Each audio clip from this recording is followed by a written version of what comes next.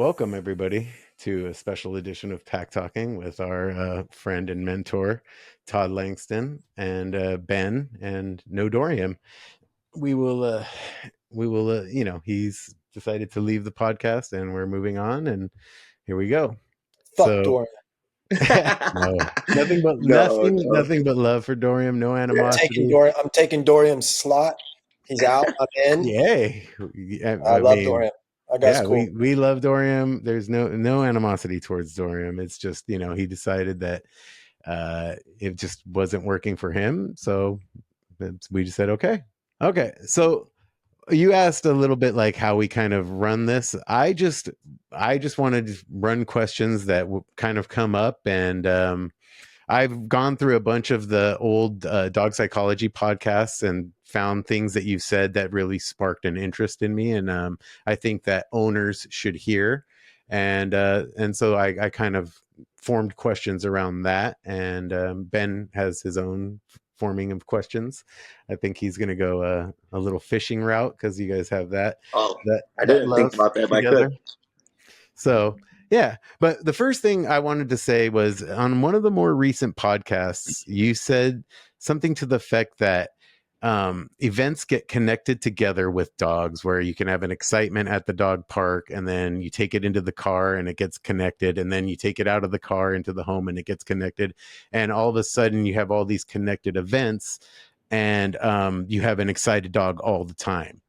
And you said something to the effect that if you can stop the dog and get them into a calm state for a second, that it was a way to help them adjust to become a calmer dog. Can you elaborate and kind of explain how important that truly is to a dog? Yeah. So in nature, it's normal for dogs to do fight, flight, avoidance, or to get excited for different reasons, chasing things, running away from things, but they always come back to a state of surrender, all animals. In the absence of humans, you will see flashes of fight, flight, avoidance, but there is always a return. And in the presence of humans, meaning, and us, you bring dogs into your home, we have a way through the way that we interact with dogs of keeping them in those mental states. So it's not just for excitement. It's also for nervousness. It's for anything that is an energy that's going through the dog, where the dog's getting excited and wanting to always move forward, or nervous and always wanting to move away. Those just become patterns. And Anytime a dog even in the human brain, one of the things that happens is we never return ourselves to acceptance enough. So you stay stuck. It's like your baseline rises, right? So instead of getting excited and then or worked up or anxious and then calming yourself back down, you get worked up and you don't come all the way back down, right? So you go back down to like a 2. So a 2 becomes your normal, and then a 4 becomes your normal, and then a 6 becomes your normal. And it's because you haven't practiced going all the way back down to surrender. That's why people are anxious. Anxiety is so prevalent because we don't have a way to return to the baseline of surrender, which is why meditation and exercise and all those things are so helpful, because it's a true return to surrender. Like meditation is true surrender, deep prayer, true surrender. And that's the whole goal. I saw somebody on a little clip explain a good exercise for humans, which is run for like 90 seconds full speed, like you're running from the lion, fast as you can, and then stop, lay down on your back flat, and he said do the 4-7-8 breath pattern, like a bunch of those until you go back to surrender. And I kind of thought that was pretty poignant just for the whole back. The same, it's return to that. So in that post, the dog that I had was always excited, and he was young, and he had a brother from the same litter. So you know what that's like. They play and they get amped, and then they're in the yard and they're playing and they're amped, and then you just bring them inside without even so much as a break at the door, and then they come in, and it's like the same energy that was outside. It's only when they get tired that they stop. So with a dog like that, you got to put just a ton of checks in between, right? So that the calmness is more of like like this as opposed to this. So that's what I meant, and I think to me, I see everything like that. I'm trying to keep a dog in a sweet spot, right? In this little sweet spot, which is, that surrender are excited but respectful, happy go lucky mode.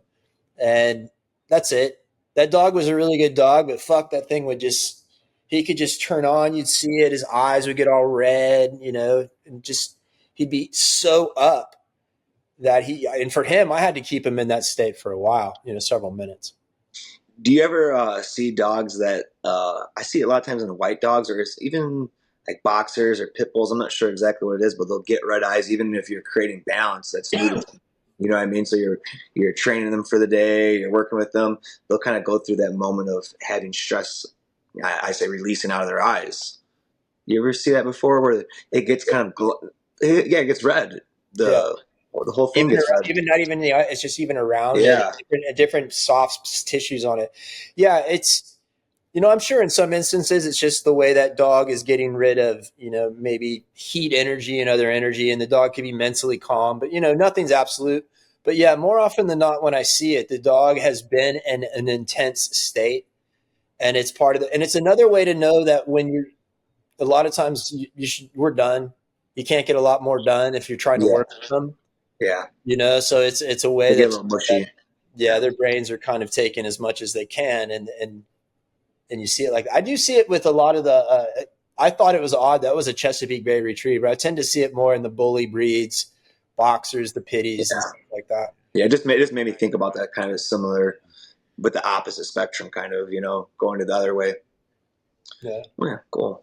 I just think it's super important to let owners know that anytime a dog goes into fight, flight, or avoidance, that to get them to basically follow through, or even with ourselves, like when we go into fight, flight, and avoidance, and what you were saying is have a meditation. It's in human terms, it's follow through with ourselves to get calm, surrender, and then like move on to the next thing instead of living in this state of constant anxiety or fight or flight or whatever, toxic behavior that we have or we embody at times.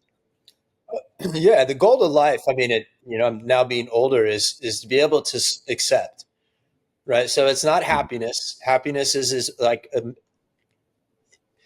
you will find happy times, but just like you'll find sad times. If you try to strive for happiness as the goal, it's weird. To me, it's acceptance, because that's when you're at peace, right? You can't be at peace in fight, flight, or avoidance. It's not possible. You only find peace in acceptance. And so that's it. And we all see the direct correlation between our clients who are anxious and their dogs that are anxious, and our clients who are angry or scared and their dogs are aggressive. The dog is a good vessel for the people, and we're not taught calmness. I don't know why we're not taught it in school. We should learn this stuff when we're young. We should have classes of meditation that we have to take, just like math. Definitely. You know what I mean? Yeah, 100%. I think on that same note, like what a lot of times I just see in dogs and their owners is people just not understanding fight, flight, avoid, or surrender, and that their dog does calm surrender just by not just done by the dog's guidance, not their guidance. And that, to me, it's the longer I do it, the more simple it becomes. So what do you guys think is the number one thing, right? So we all see this. Everybody asks the question. So what do you guys think is one of the biggest issues affecting owners or holding owners back, or that they struggle with? I just don't think they know what fight, flight, avoid, or surrender is. And then what that does if that dog is in one of those, reactions or instinctual responses. I think just people understanding what a dog is supposed to surrender to is a big problem. So then it quickly leads right into energy and what an intention is. So for me, it's just those two things. I think, teaching people instinctual responses and teaching people what energy and body language is, I think, the largest part. Then just teaching people to be disciplined, teaching people to see it, be aware of it, and then to follow through with their intent. How about you? I think that people just need an education on how to really interact with animals, because every single way people interact with their animals is basically wrong. Like, you know what I mean? They're always encouraging excitement. If dog is fearful, they're petting it, saying it's okay. They have no clue at all what they're doing. And it's why do you think that is, right? So I'm not sure which one of you guys is the closest to that old way, right? We all came from. I was never intending to work with dogs. I was Me a neither. client, right? Yeah. That's what I'm saying. So you're not terribly far removed. You're many years removed from that. But what did you go through? Like, what was it that held you back? I mean, I even still had a psychology degree. I was fresh out of school and fucked up a dog, right? So Yeah. It's because nobody knows from a young age. Like, they should be teaching meditation. They should also be teaching how to meet a dog. No touch, no talk, no eye contact the first time. Wait for the dog to come to you, and then like give it a pet or something. You know what I mean? Instead of chasing it down, it's moving away. You continue to follow it. You know what I mean? Like, the basic first interactions with a dog or an animal in general need to be like taught, because there's none of that is taught. Like, it's just, there's no education on really how a dog is meant to be like handled in the way another dog would handle it, dog psychology wise. Like, a mother dog would touch a puppy if need be, and people are like, oh, I can't touch a puppy. You know what I mean? There's the knowledge is just completely wrong. They just have no clue. They don't know what they don't know. And it's just the Amazon commercial where, oh, my dog is lonely and it's tearing up the house, let's get another dog. That's the solution that they had, on that one commercial. And then both dogs are happy at the end. It's like, no, dude, you have to fulfill the first dog, and it's just complete miseducation. There's no knowledge whatsoever. I think it's just spirituality. I think people need to be taught what that is, and for me, like, treating how you treat animals is more not intellectual or emotional. It's instinctual for sure, but it's spirituality is for me is what I saw my aunt and uncle that own a horse farm and how they treated their livestock and how they treated the horses. And I think people being away from animals is just the problem in general, not growing up around them or immersing their kids into them or themselves into them, just being around animals or Mother Nature, just it's spirit. That's why spirituality. Any nature, animals, nature, anything, ocean, mountains, desert.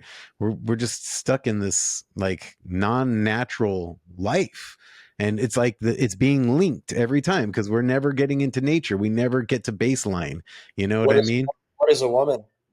What is what? What is a woman?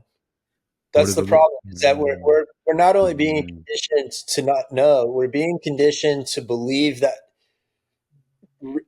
almost reality is not real. So we're being convinced that the animal side of us as humans doesn't exist. Yeah.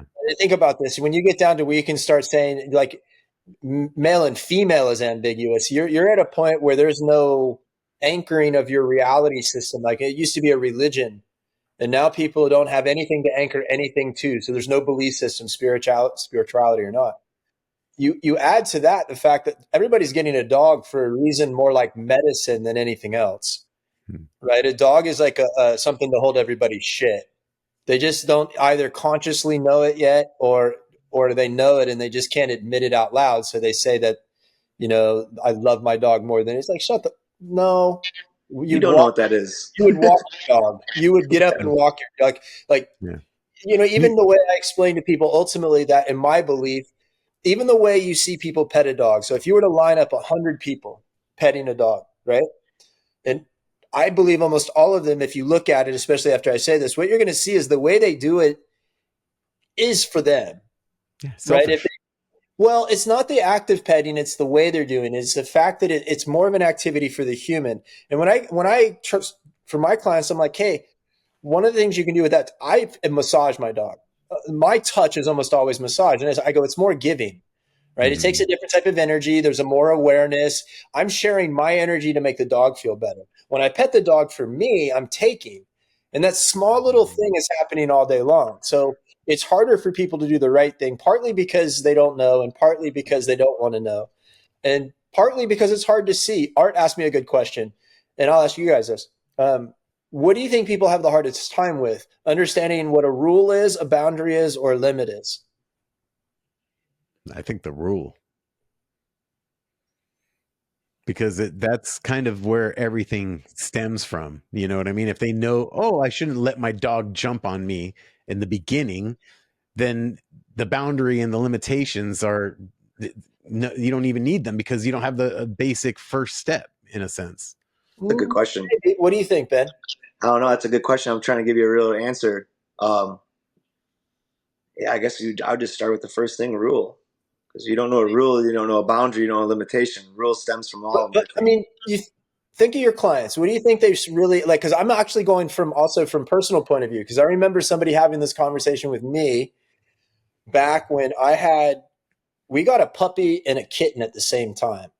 And the puppy ended up being the dog that pulled me into this. And I remember it about 4 or 5 months old.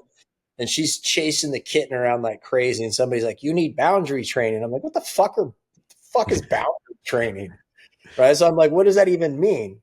I think of how many times you hear people say no down, off, soft, quit it, leave it. People understand the concept of a rule. They just don't understand how they execute a rule. Yeah, that's what I was going to say. They don't understand the way that it really works. They don't know follow through. Well, that's what I'm saying. They get the concept because people know they need to stop things. Yes, they don't understand follow through. Their execution and corrections suck.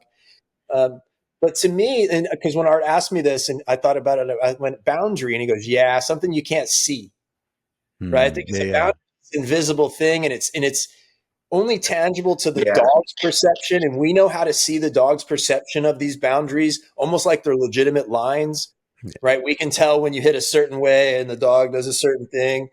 But getting owners to understand this invisible concept that's affected by that, and then we go back into the energy and all this stuff. But boundaries and the importance of them, because to me, that a boundary is something that's used, I think, the most frequent of all of it. If you get good with rules, you don't have to enforce that much stuff.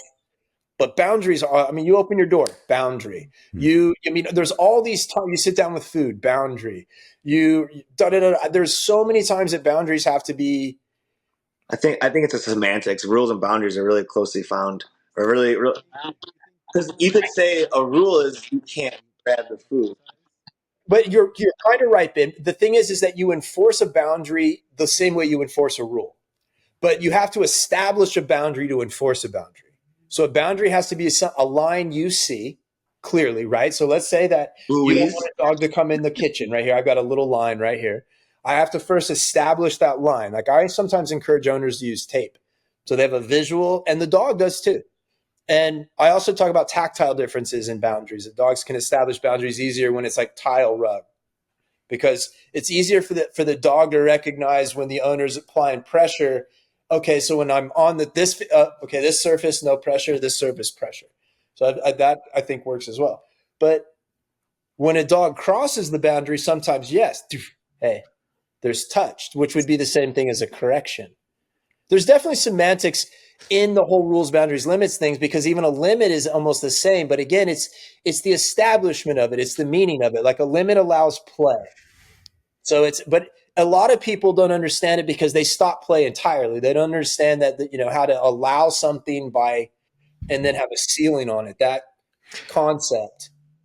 Would you say a boundary would be a clear intention in the owner's mind? Like that line right there is the clear intention, basically, and that is the boundary, and they need to just follow through with that in a sense. Basically, if their intention is clear, they can create a boundary.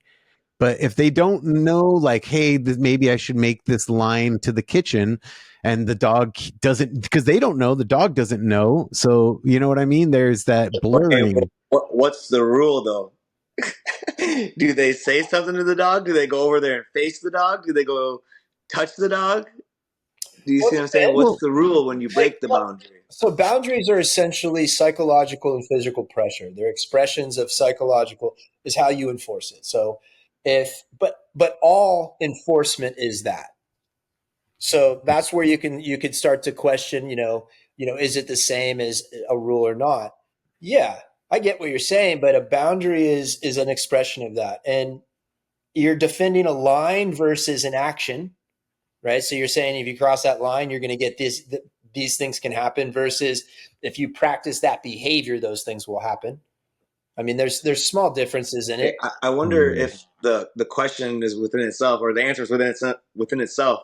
Which ones what's a harder thing for a client to understand? Rules. Hey, quiet. What's a harder thing for a client to understand? rules, boundaries, limitations. They probably just don't understand what respect is. Yeah. Yeah, I think, Just within itself and how it should be given. and the other thing I always go back to as well is like behavior is tough for some people. Just the simplicity of behavior, like numbers are tough for me. So if you put an accountant in front of me, the most basic of spreadsheet to them is just like, duh. And to me, it's not. It's confusing because I'm not wired for that. And a lot of people aren't wired to see behavior. You have to understand, dude, what we're actually doing. The real difficulty, in my opinion, and some people are never going to attain this skill. I don't care how well you can teach them, is that you're looking at a situation and you're assessing it. So you're actually seeing how parts are moving and you're kind of like giving them names, or you're labeling it, or you're in your mind, you're seeing a play. There's a conversation taking place, right? So we're actually seeing how movement is being interpreted as a language. And then we add things to that, right? So we add things to stop it, or we add things to help it. We're trying to stop the movement, or we're trying to encourage movement. So now we're trying to influence what we see. And that means we throw out different things. And then we have to go back and say, okay, based on what I see now, how is that different before what I saw before? And am I going in the right direction? And do I need to make an adjustment? And how do I need to make that adjustment? And how much pressure is it going to take? And where do I need to angle myself? So I think the average person doesn't even know what to see from the beginning. That's the problem. They don't know what to look for. They don't know what the goals are. And then on top of that, once you start to break down what it is, it's impressive what you guys do and what you see and what we're able to accomplish. So teaching people is different than what we do, right? So how do you take everything I just said and create like these little ways to teach people that's different than the way we do it? Nobody can do it the way we're going to do it. I mean, think of how long it took you guys to learn. This is my thing with e-collars. I love them. I use them all the time. But think of how long it takes us to learn to use that tool. Us. I mean, even if right now you knew nothing about it, bare minimum, an e-collar class is like 5 to 7 days. Every day. You got your hand on this thing all day. You're making out with it. And then we give our clients what? Right? Who don't have any skill to it anyways. And you hand them this thing and they don't know what to look at. They don't know. That's why they're always, and when you go back in 2 weeks, it's on a number way higher than the one you left them on. Because that's the only way they know. It's just that people don't understand how behavior works because it's so difficult to see all those moving parts until you're pointed out to them. And now you got to focus it. I've ignored a bunch of fucking bad advice in my life. So, you know what I do now is that when I start e-collar work, because I do that day training program, is the first week, let's just say the person comes one time a week, the discipline for the humans, just put the collar on. We're not going to show how to use the remote, this or that, because I've done this for so long, is that I know the client's lack of discipline within themselves just to put the collar on. Let's just form that. Let's just you put the collar on properly, and let's say the dog does come the second day, 2 days later, we'll work with the collar, get the dog used to it. We'll catch the human up, but we're catching the human up with their education.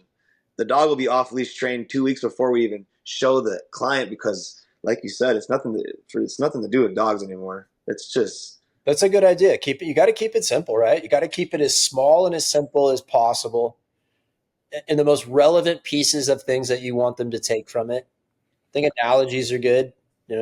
Just put it on this way, this much during the day, take it off this time, charge it, and then we'll see you in 2 days. We'll see how well you did. Yeah. And you have to, can you get your finger? Nope. All right, there we go. You just, there we go. And they were like, well, what hole is it on? Nope, it's not the holes. Okay, don't mark it. Don't mark the holes. Yeah. Well, it's predictable. That's the thing is that, if you're good, just like I said, what we're really doing with the dogs is we're reading and we're assessing and we're figuring out how the dog learned. Well, you should be using that skill with the people. So you should figure out that you said things over and over again that people kept mishearing and change how you say it. And so how people hear what we say is different than what we think we say. And from person to person, they understand it differently too. So you might say the same thing to two different people and one gets it and one doesn't. It's people are, you can't tell what's gonna catch and what isn't. So you have to kind of throw stuff out there. And if you see one method kind of working with them, you can kind of explore it a little more, is the way I kind of try to help people when I teach them stuff, you know. How did you end up? So we know you worked with Lynn, and that's kind of how you really kind of started becoming a dog trainer. How did you get Lynn's contact? What was the process in that where you came to meet Lynn in that way? First question, though, I'll answer that. But who's who on that pack talking board? So obviously Ben's the shepherd. This is Apollo. He's in the middle. Okay, so he's Dorian kind was of there, and then Dorian's is Mono. Gotcha. All right. I contacted Caesar. I was in Seal Beach, which is the last the last place of Orange County before you actually get into LA County, right there on the coast is where we lived. And I contacted Caesar. National Geographic was real popular with his show. And I got an email back saying he wasn't taking new clients, and he sent me the names of 3 people. Sherry, Lucas. I thought it was Brian Agnew, but Lynn told me it wasn't. So it was Sherry, Lucas, Lynn, and somebody else. And honestly, Lynn was the most expensive of the 3. That was the only reason I chose him. And I was told that a long time ago when I first got started. Some big marketing guy said, the more you charge, the more people think you're worth it. So yeah, he goes, it's a psychology that's been proven a million times over. He goes, even knowing what I know, I'm going to hire the most expensive attorney. There's the saying, you get what you pay for. Well, yeah, it was pretty interesting. So we picked Lynn, and we went down. You guys have heard this story. We went down in his facility.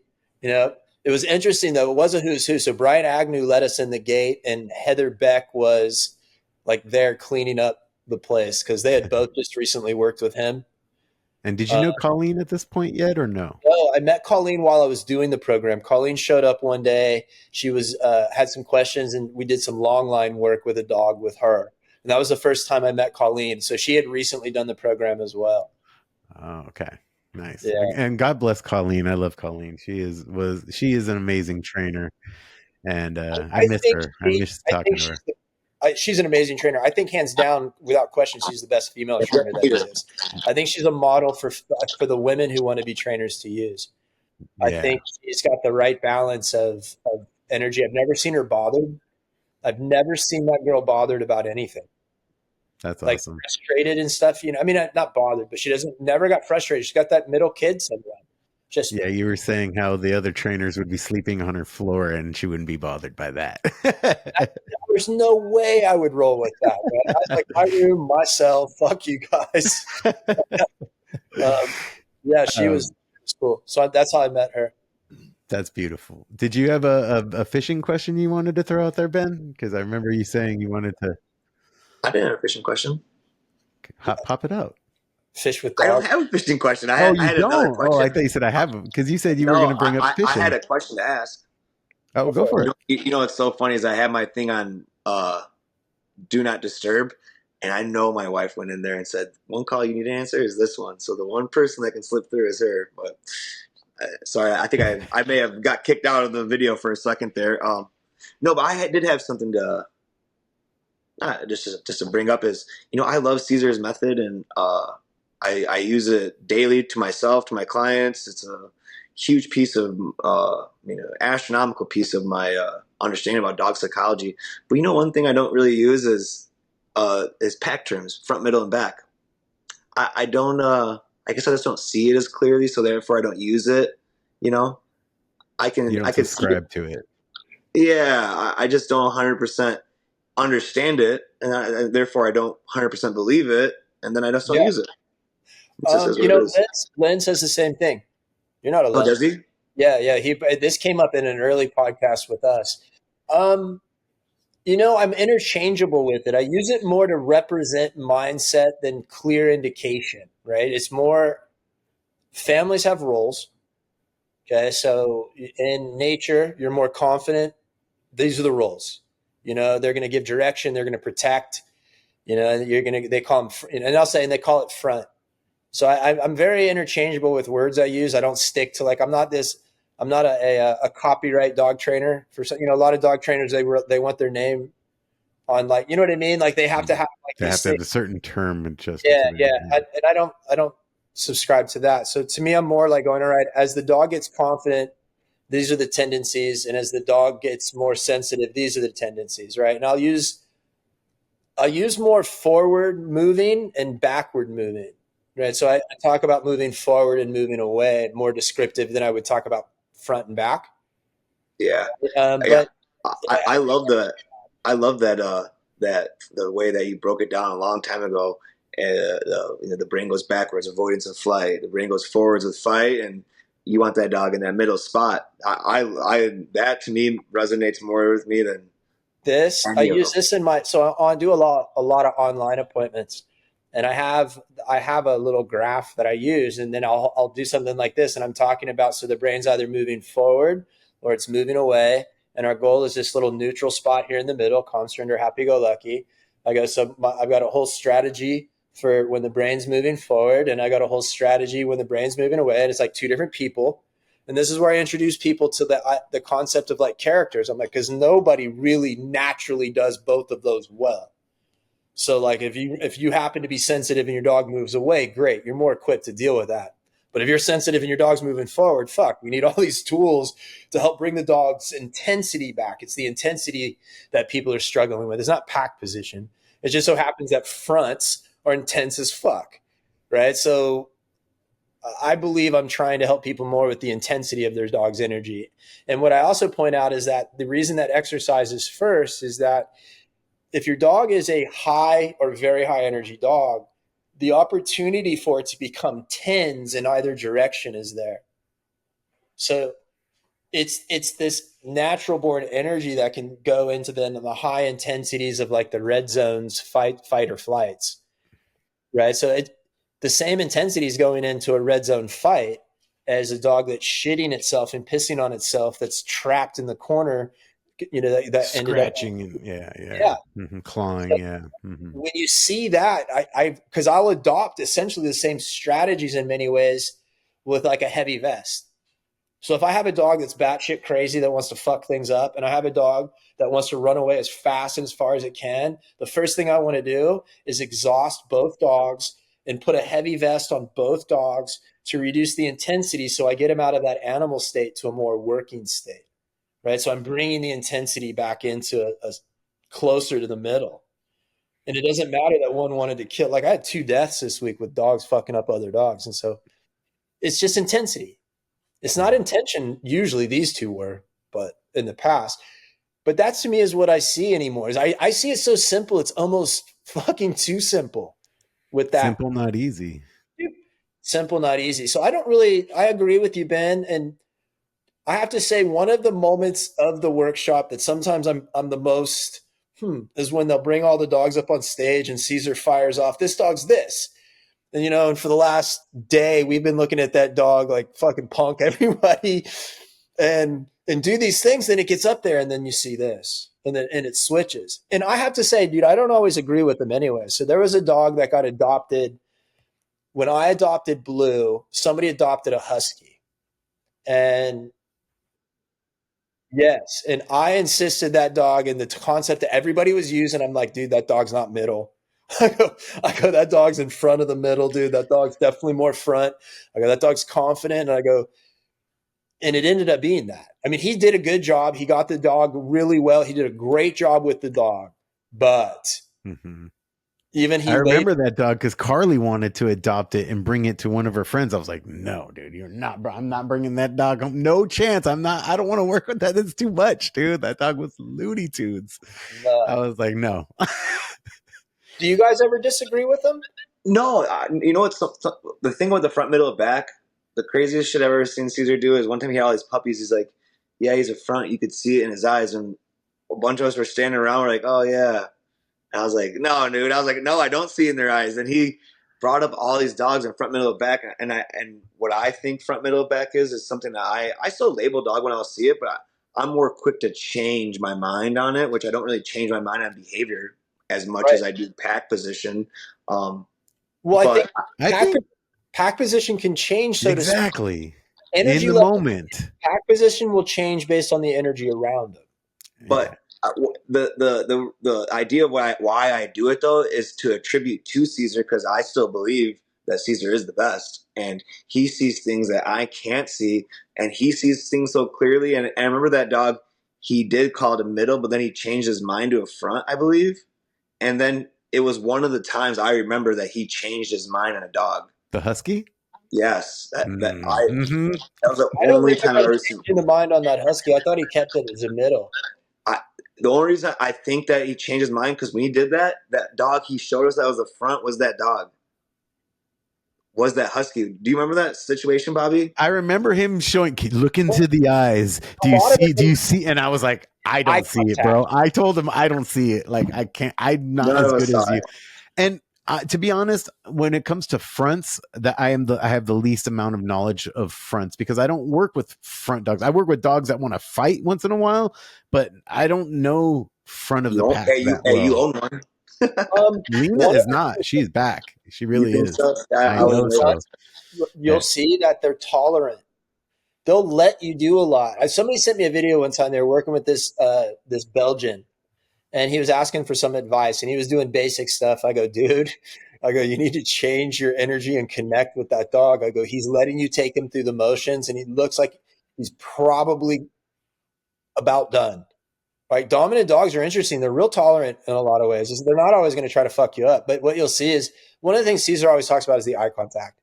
They look at things differently. They look at it more direct. That's a lot of it is in the eyes. And he does. We had him on our podcast, and we brought up one of the most amazing things we had all seen about the dog. But he's like, "Oh, that's maternal," right? And it was across. And I go, "What the fuck, dude?" I go, "Do you see it? Do you feel it?" He's like, "No, I feel it." So it's things we'll never see because we're looking. He's physically feeling it in parts of his body that he understands. He's like, I could feel the maternal nature.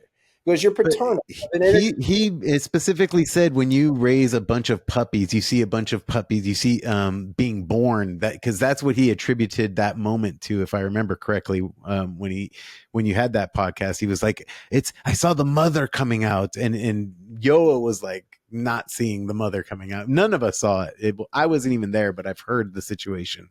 And sees shit, dude. He sees shit we don't. I mean, he sees and feels things we don't. It's the thing I attribute the most gift and most thing I'm astonished by is two things: his ability to see things like that, and the other one is his ability, no matter what, to not even so much as grimace, no matter what he's working with, no matter what he's dealing with.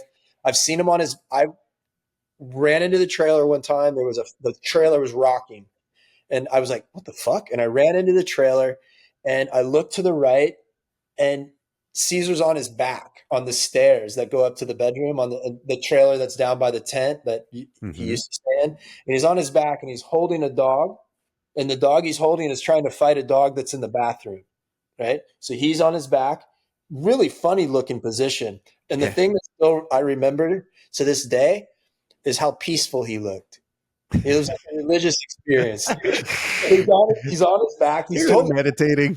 He's stuck. He's holding this dog to keep it from fighting this dog. And this dog was that little Jack Russell Terrier that was Andre's dog. Yeah, or that was that Spot. Was it no? Spot? Spot, yeah. All right. And it was coming in, and it was fucking da-da-da-da-da. So I come over, and I'm straddling, like it's almost like my nuts are in Caesar's face. Because I'm having to straddle him to get the dog. Block that dog, and it bites me. I'm like, fuck. And I block it in the bathroom, and Caesar gets up and then deals with it. And just like a little fist bump, and he didn't say anything. Yeah. Just I've seen like scuffles break out in the dog park, and he's just sitting there looking at him like, and he's waiting for us to kind of break him up and stuff. And I'm like, he didn't even like flinch, like that. It looked crazy. And I was like, wow, like I am not at that level. I still get excited when something breaks out. I try not to yell. I'm like, but every once in a while I'm like, hey, you know what I mean? Like to try to quell it, but he's just silent, just watching. I was like, wow, dude. It got taken care of. Obviously, if he needed to jump in, he would have. But stuff was going on, and he was just like so calm about it. I was amazed that he could stay that calm in those situations. The very first workshop we did, there was a fight, and it feels like he allowed it to happen. for whatever reason. We asked him this in the podcast. Of course, he didn't remember. But there was this is when he had his pack. It was Buddha, Joe, Holly, Argus. There was a wolf hybrid thrown in there. It was a gnarly pack, and Buddha was fucked up. If you guys ever met Buddha, it was that Wheaton Terrier. Yeah, brain damage, basically. Dude, if you want to know, this is totally different level shit. So Colleen kept Buddha for a while in her house and was working with him, and he would explode on like loud sounds, like the car door. If you had him in the car and you closed the door, he'd shred the car. He'd fucking shred the car. If you were in the car, he's gonna shred you. Yeah.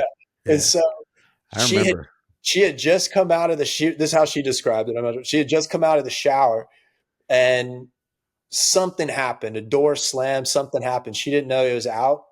And next thing you know, she's just this dog just latched on her arm, holding on. So it was this type of dog. And Caesar then took the dog. And at the time, Caesar was living in this apartment complex that she described to me as essentially kind of communal. A lot of people would just leave their doors open and go in and out and intermingle and all this stuff. He had that dog there and just let it be a part of that experience. And it was fine. Crazy. It was fine. Yeah. He does. He's wild. I am the muzzle. When he said that the first time, I was like, Jesus H. Because so we have a dog there that's a husky. And it's really forward. See, that's how I talk, dude. I don't say front. I go, it's really forward. And we have to get all the other student dogs out. And he brings his pack in. And he's like, let it in. There's even a photo of the dog just running in like this. And it maybe was 10 seconds. It goes over and it goes and stands right on top of Joe, that big Rottweiler. Yeah. And not Rottweiler. It was Lab something. Mastiff. Yeah, Mastiff. That's what it was. It goes and stands right over on top of Joe. Yeah. And all of a sudden fucking Joe fires up and then they all fire up. And I remember I'm grabbing Buddha and I can hear everybody in the background.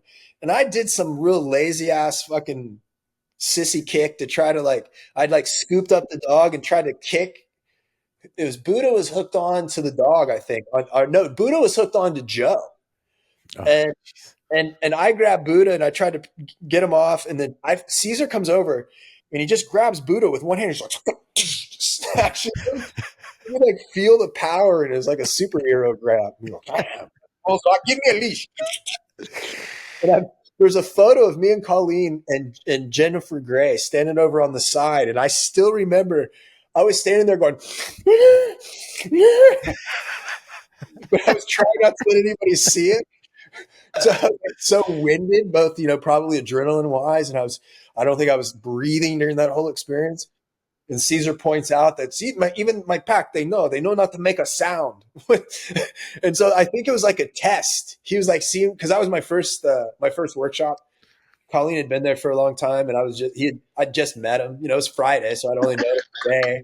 But fuck off, dude. You did that on purpose. That's awesome. He wanted to test you. I think so. Yeah, that sounds right. He didn't remember it, but we brought it up. That's funny. You said something one time, if you never trigger acceptance, you never have true safety. You randomly said that in one of the in dog psychology podcasts, and I found that to be fascinating, and I kind of wanted to highlight that. Can you expound on that a Who bit? the fuck knows what I was saying? No, I'm just kidding. I went up and did something somewhere and somebody started reading off some quotes. I'm like, that sounds pretty cool. They're like, dude, that was you. I'm like, yeah, you got some good ones. Yeah, it goes back to what we were saying before. So trust and respect are a balance of everything. And for you to really feel what safety is like, trust, you have to find surrender, right? You can't live in avoidance. You can't live in fight. You obviously can't live in flight. You can't be in those states of mind because avoidance and flight lack trust. Fight lacks respect. So the confidence of fight usually trusts pretty easy, right? But the lack of confidence of flight and avoidance usually doesn't. You can really fuck up trust. So that's why you can't truly feel a safe mindset unless you're in that state of acceptance, because your brain's always waiting to figure out which direction it has to go. That's what I mean by something like that. I go ahead, Ben. I was gonna say one thing I love, a real little banger that Caesar said last time was that you can't teach calm surrender unless you master calm surrender. Or he said you can't teach calm follower unless you master calm follower. Yeah. That's a deep one. Calm surrender is the heart. Especially if there's confidence around me. If there's confidence, I have no problem surrendering to something that's got more confidence in a situation than I do. It's relieving. But if there's nothing around there like that, and the situation calls for it, then I'm definitely going to move into that, willing or not. You know what I mean? It's like I'm comfortable in it, but if somebody else wants it and they're fit for it, if you want it and you're not fit for it, I don't want to give up my safety to you. So I don't feel safe around shitty choices or bad execution. You said something on one of the podcasts as well, something that to the effect that nature doesn't have many true leaders. People will step into that role if they need to be, like you were saying right now, you'll step into it. But the true leaders there aren't many out there. It's people have to kind of step into them. Don't you think at times? I think the difficulty of good leadership is why it's not out there. So in the animal world, it just creates so much conflict. So it's the very strongest. So to me, I define like the follow through of true forward, like the most forward is always going to go through the most difficult things and follow through. That's it. And if it's a physical correction or physical defense, they're going to go forward first. They're never going to never. Yeah. And it's social animals, societal animals have to function with the masses being the sheep. That's how it has to be. So you have to have more followers for it to work. Otherwise, you're in constant conflict of what to follow, right? And so I read something that was interesting when they studied the dog packs in Russia, which, live in the cities, which are pretty interesting if you want some different perspective of what it's like for domesticated, quote unquote. That's something to bring up too. Dogs live in packs. They start following the smartest, not necessarily the biggest and the strongest, one that has the most beat, like the most muscle behind them. They said you can tell it's decision making they've learned to follow. That's amazing. Yeah. We're the only species that follows unstable leaders, Completely. It's happening right now. In fact, we're the opposite. We're following the backs. Oh yeah. And the backs won't go through pressure. That's why we create all the policies and all the stuff socially that's like, no, everybody's feelings matter, because the concept of going through that difficulty is for the fronts.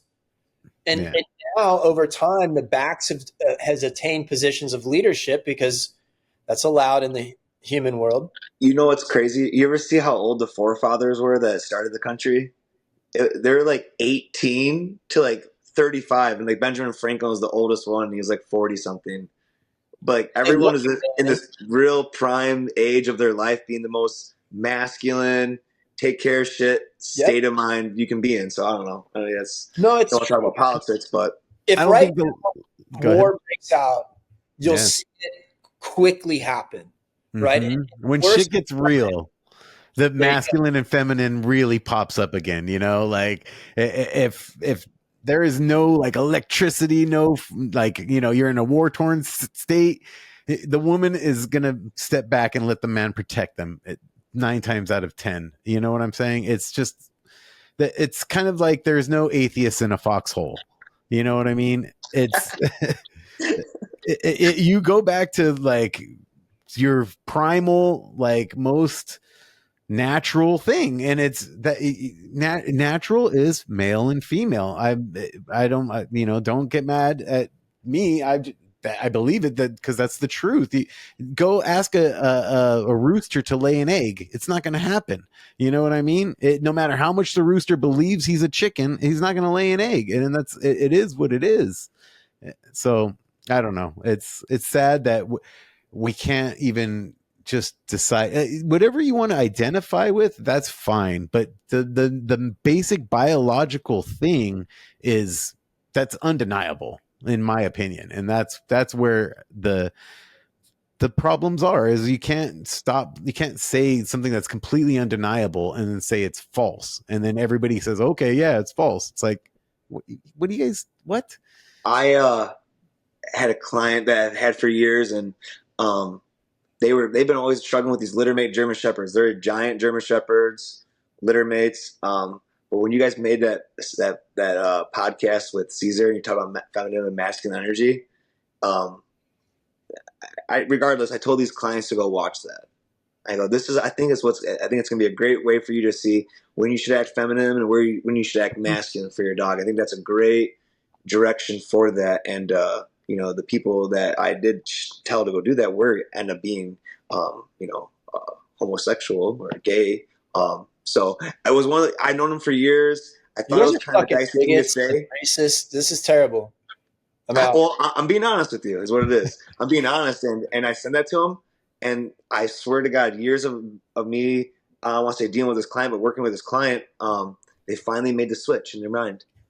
Whether they liked the episode or they didn't like the episode, they made the switch. Went off. All of a sudden, the years of us saying you don't need to walk him, he's not in the right state to walk if you can't go out the door this way, if you can't go out the driveway this way, and gay women or men?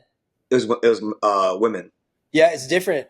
So, I was 16 working in the restaurant business, and, I've been around gay people, but when gay people were still, they were out in the restaurant industry, but they were still, it wasn't, it was And so I learned early on, and I've also saw a study that they believe the human brain can detect gay features. They said that the eyes and the way we process facial features, we actually have this ability to pull it in. So we can kind of see it and feel it. I find that a gay man is the ideal energy because if you want to say it, they're a good mix of the masculine and feminine. They balance it out. At least they have a natural masculine. I think the problem with women that try to be masculine is that I'm going to go back one step to why this might make more sense. When boys and girls are little, the way they solve issues amongst each other socially is different. So boys are more likely to physically fight, girls are not. So physical fighting brings the relationship back to acceptance. So you go into fight, you fight, you go back into acceptance. So boys are more likely to bond over fighting than what happens with girls. So it brings us back. Now, girls, when they fight, they actually stay in fight. So it creates a toxicity. So it becomes like reputation destruction. So their whole concept of fighting is not physical, and it's not even conceptual that it goes to physical. I'm not saying that now it doesn't as culture is shit, but in the whole concept of girls and boys, like when this has been studied, and this isn't like ambiguous, this has been studied for many, many, many, many years. Girls don't fight, they argue. Boys physically fight. So there's no follow through. There's no end to the female conflict in a sense. No physical follow through. Yes. So in my opinion, it's a follow through. Is in every masculine woman I've ever seen that's trying to be masculine, and I'm not knocking her. In our podcast, I said it's like if you watch me try to be feminine, you can tell I'm trying, right? You can see that it's not a natural flow. So when women try to be masculine, it's fucking tangible most of the time. You can almost smell it and taste it. And since there's no physical follow through, at some point I think the dogs are almost like, yep. Yeah. And the woman stays just like we've talked about. Now they get toxic. So the woman's more likely to throw this energy out. A dude's more likely to bashfully tell you like, yeah, dude, I fucking grabbed him. What do you want me to do? I fucking grabbed him and I threw him across the room. What do you do? I mean, I'm sorry. And she got mad at me. You're more likely to get a conversation like that the guy is going to use masculine energy and the woman's going to get upset. Right. And then the woman's going to bring feminine energy to the dog and masculine energy to the family. And they're the ones that have the worst problems with the dogs. And that whole situation, that tipping point was that she was end up walking him. They'd walked him for years. They'd always do, I would say, moderately well, better than most people walking their dogs, but he would have a little bit of reactivity. Well, they got met in the street by an unexpected greeting event of two Rottweilers, and she's walking one of the dogs, and that kind of turned to a pack fight. No one got super injured. So I showed her how to claim space, we went through different options of tools that she could use. We used her as a tool, how to claim space. But I then told them about that episode. They applied it, and they really thanked me. They're like, I really appreciate you showing that. She goes, I could tell it was uncomfortable for you. She's like, but that's something that we needed to hear, I think. I was like, I appreciate that, because it was awkward for me, but that's when I know these dogs know.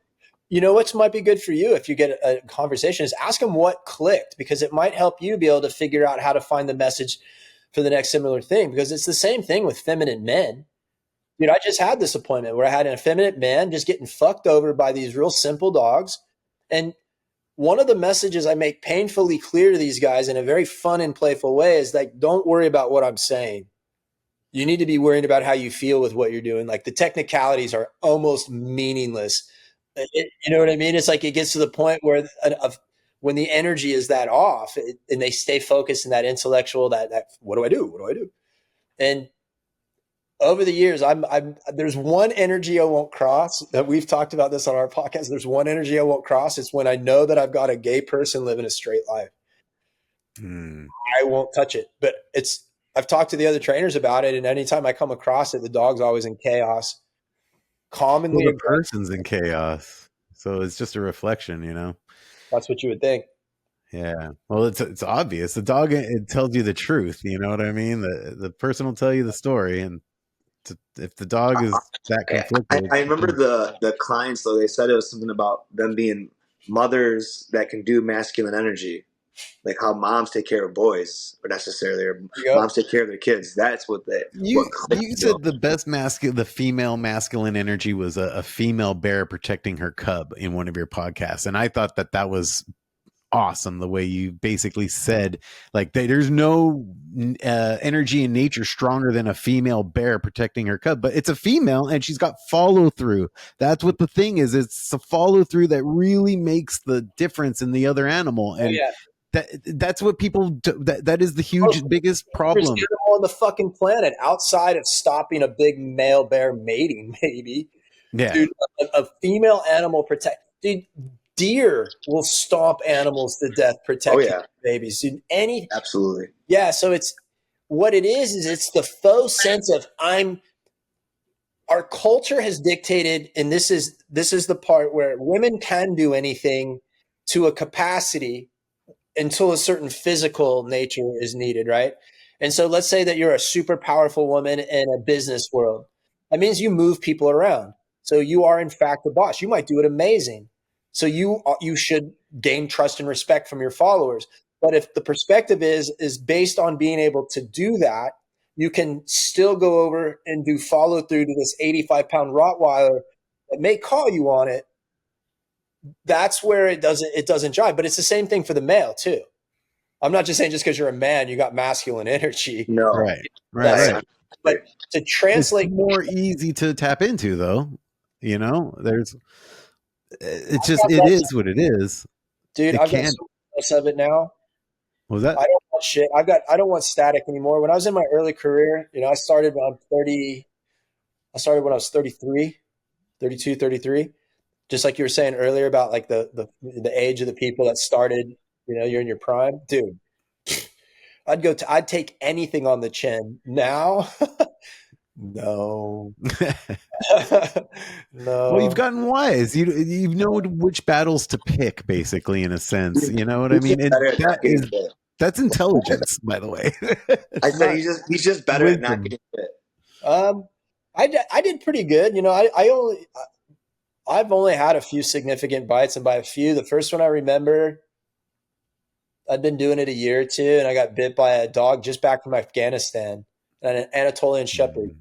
I grabbed it by the collar and I pulled on it. I got bit twice that way. I grabbed it on the collar, pulled on it, fucking smacked to the side. That was the first one because it got me in a spot that hurt for a while. And then the next one that I got it was like 6 a.m, and I had let a dog out, and it was over on the side of the yard just barking its head off. And I went over there and I was all 6 a.m, irritated, and I grabbed the dog like that. And it just it latched onto my hand. And I remember picking it up with the collar and pushing it against the wall and going, oh man, this thing must have my ring. because I had a wedding ring on. Fuck. And I look at my other hand, I'm like, no, the ring's right there. So I'm like, oh, I don't even want to know anymore. Like it must have been Jesus. and I got that one. And then I got him off. And then there was the one that put me in the hospital.